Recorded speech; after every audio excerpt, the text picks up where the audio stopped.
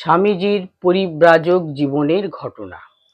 বারাণসী ধামে এসেছেন স্বামীজি।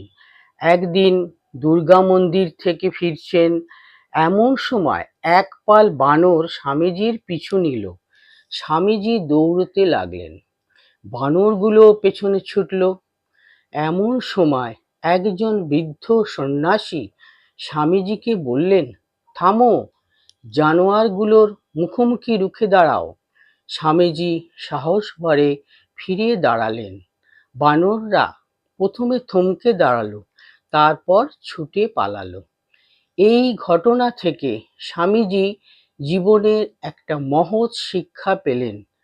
বিঘ্ন কিংবা বিপদ দেখে কখনো পালিয়ে যেতে নেই, নির্ভয়ে তার মুখোমুখি দাঁড়াতে হয়। পরবর্তী জীবনে নিউ ইয়র্কে একটি বক্তৃতার সময় স্বামীজি এই ঘটনার উল্লেখ করে বলেছিলেন, এই হলো সারা জীবনের জন্য একটি শিক্ষা। ভয়ঙ্করের মুখোমুখি দাঁড়াও, সাহসের সঙ্গে তার সম্মুখীন হও।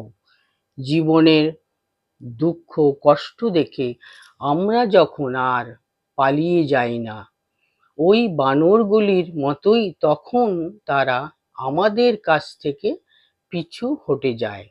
যদি আমাদের মুক্তি পেতে হয়, তবে প্রকৃতিকে জয় করে তা পেতে হবে, প্রকৃতি থেকে পালিয়ে গিয়ে নয়। কাপুরুষ কখনো জয়ী হয় না। যদি আমরা চাই যে ভয়, বাধা, বিপত্তি এবং অজ্ঞতা আমাদের সামনে থেকে দূর হয়ে যাবে, তবে আমাদের সেগুলির বিরুদ্ধে যুদ্ধ ঘোষণা করতে হবে।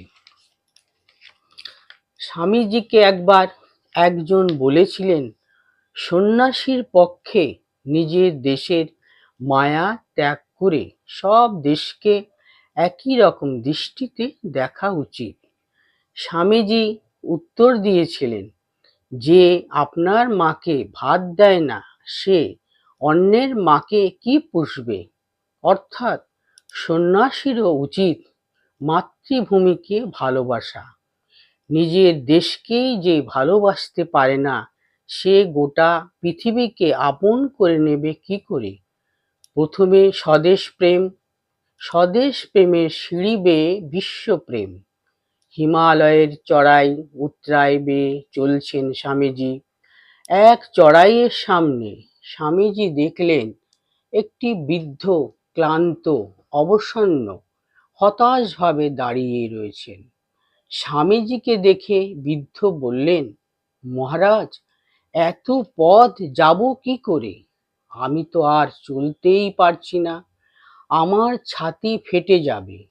স্বামীজি তাকে বললেন, নিজের পায়ের দিকে তাকান তো, পেছনে আপনার পায়ের তলায় যে পথ পড়ে আছে আপনি তা মাড়িয়ে এসেছেন, আর সামনে যে পথ দেখছেন তাও তো সেই একই পথ। ও পথটুকুও শিগগিরই আপনি পা দিয়ে মাড়িয়ে যাবেন।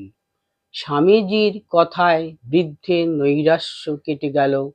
তিনি আবার পথ চলতে লাগলেন।